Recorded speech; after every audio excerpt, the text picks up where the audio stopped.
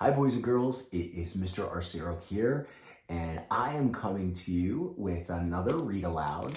And this is the final read aloud in this series. And Mr. Arciero always asks Mrs. Poirier to pick me a funny one. And I have to tell you, friends, she does not disappoint. This is a great title.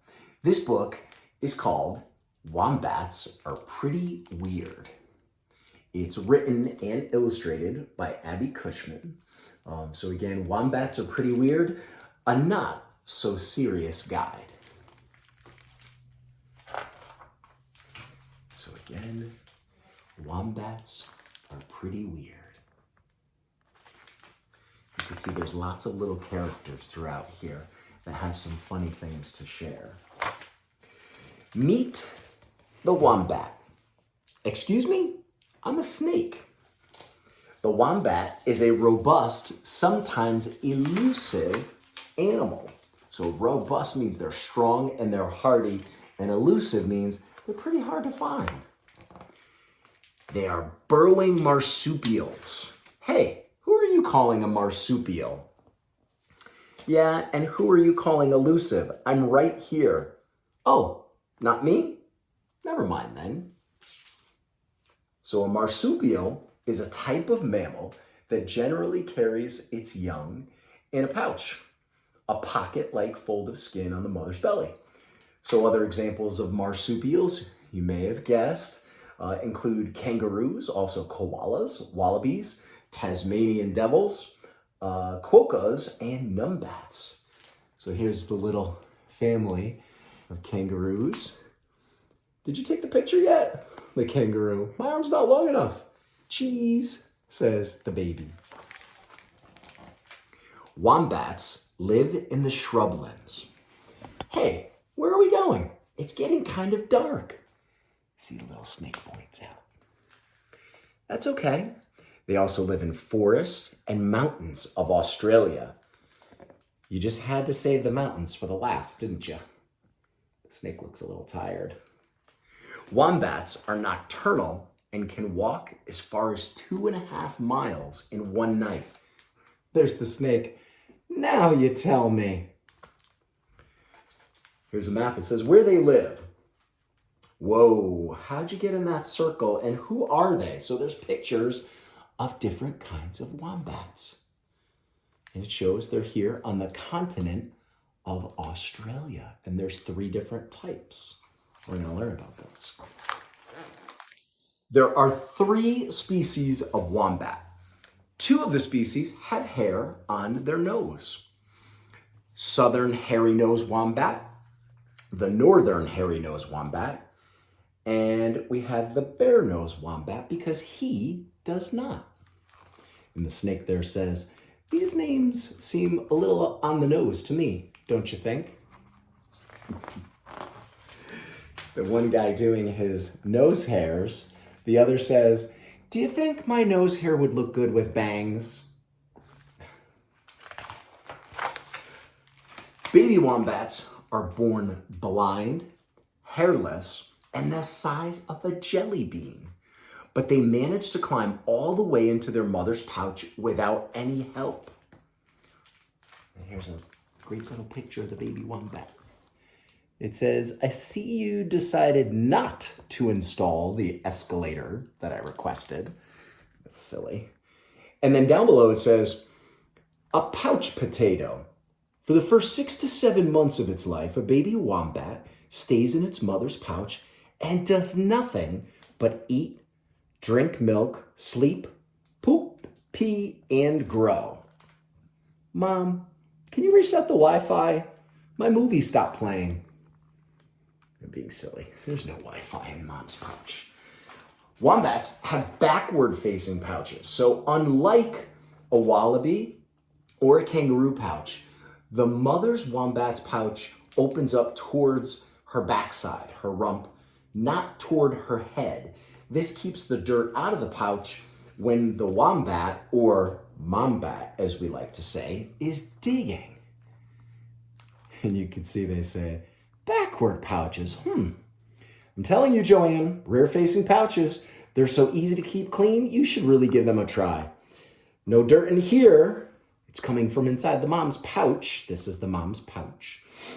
Just old jelly bean. Hey, we're the same size. Oh, look, a spare key and a tiny mitten.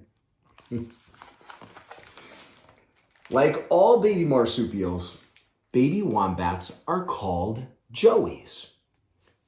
Hey, I'm Joey. Your name is Joey? What a coincidence. My name's also Joey. So all the babies are called Joeys. Up here, hey, my name's Joey too. Me 3, me 4, me 5. Wait, really? A snake is not a marsupial. It's a reptile.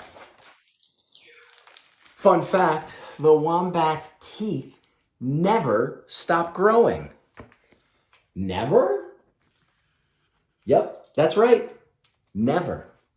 In fact, they're growing right now, which means wombats can eat through vegetation like grasses, sedges, bark, moss, and roots every day without grinding their teeth all the way down to nubs.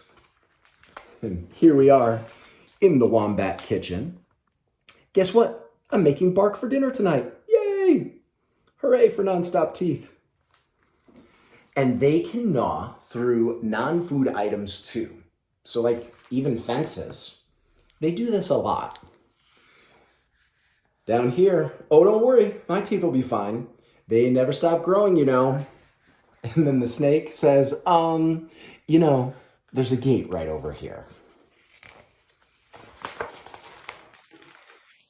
Unlike any other animal in the world, get ready for this fact, wombats have cube-shaped poop.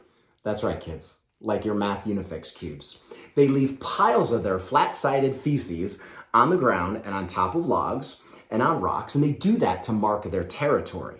One wombat might drop as many as 100 cubes in a single night. And here they are. Hey, check out the poop tower I made, he's saying. Wait a sec, those blocks are your poop? I've been using them to prop my pillow. Show off. We're not going to go into the fun facts on how that's made, but boys and girls, if you're really curious, the book's in the library and they'll actually tell you how that happens. Wombats, though, are tough. Literally, they have thick fur and their butts are armored with a layer of cartilage. So cartilage is that strong, flexible tissue. It's found in your nose and your ears. When confronted by predators like dingoes, foxes, or Tasmanian devils, wombats run and they use their sturdy backside when they go into their burrows and they block the entrance. So here he's saying, the snake, you know, you could just add some kind of door. And he says, oh, no need. I'll just keep using my butt. It's made of cartilage, you know. Wombats spend most of their time underground. They usually have several burrows, which can range in size from a simple 3-foot-long tunnel to an extensive network of tunnels and chambers spanning as far as 100 feet. The little guy down here says, my other burrows are more spacious, but you can't just beat the views in this one.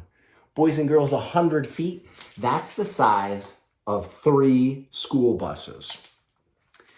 The wombats may share their burrows with other wombats, and sometimes other animals like rabbits, lizards, foxes, and wallabies.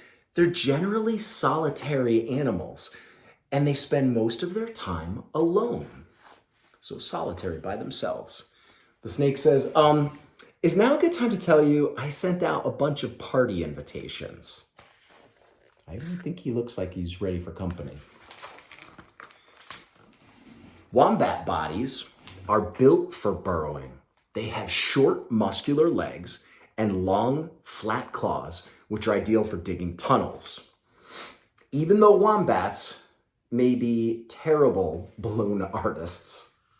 Now look below, inside their tunnel. You'll see some funny things happening here. He's trying to be a balloon artist, but pop, those claws just aren't doing it. Tunnels, he's sticking to those. He's making a balloon, and this time he says, how about just a snake?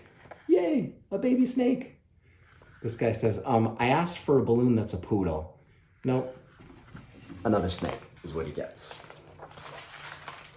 There are no other animals quite like these burrowing, cute-pooping marsupials.